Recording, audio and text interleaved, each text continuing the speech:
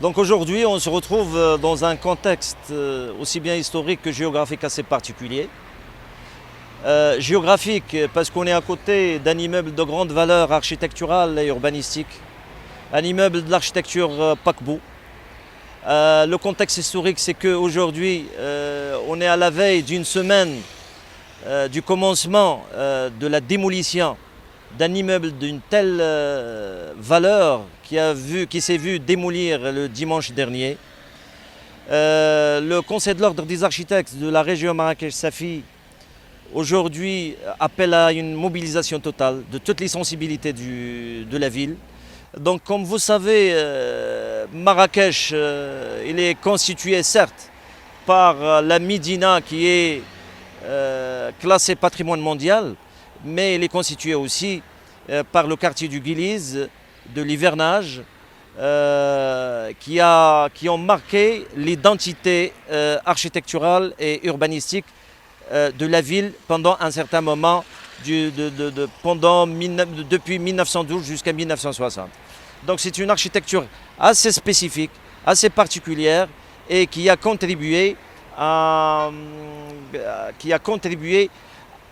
à l'identité architecturale de ce centre. Aujourd'hui, certes, l'arsenal juridique dont nous disposons et dont les gestionnaires de la ville disposent ne permet pas d'interdire les reconstructions et les surélévations et les modifications.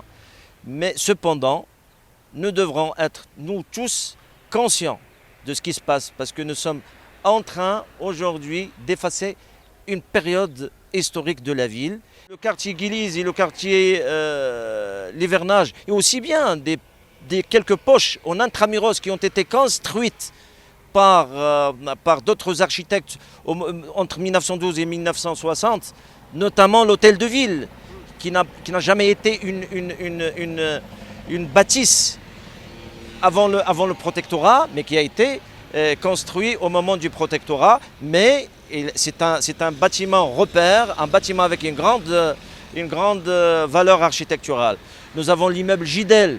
Nous avons ce que vous voyez aujourd'hui ici, cet immeuble qui a été construit en 1952 avec une architecture paquebot, tous les immeubles avec l'architecture art déco, une architecture néo-traditionnelle aussi. Vous avez l'hôtel Kotoubia et un certain nombre de repères architecturaux et urbanistiques qu'il va falloir aujourd'hui, nous tous, la sensibilité, moi je représente la sensibilité de la profession, certes, mais les autres partenaires aussi, ils sont concernés.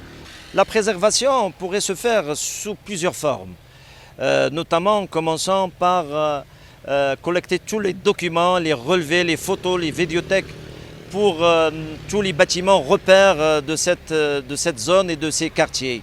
La deuxième chose, bien sûr, si aujourd'hui les services de la culture et les services concernés puissent faire le classement de ces bâtiments en tant que patrimoine, et bien sûr, en troisième lieu, comme étape aussi de préservation, c'est de réhabiliter, de revaloriser et de refaire vivre ces bâtiments-là.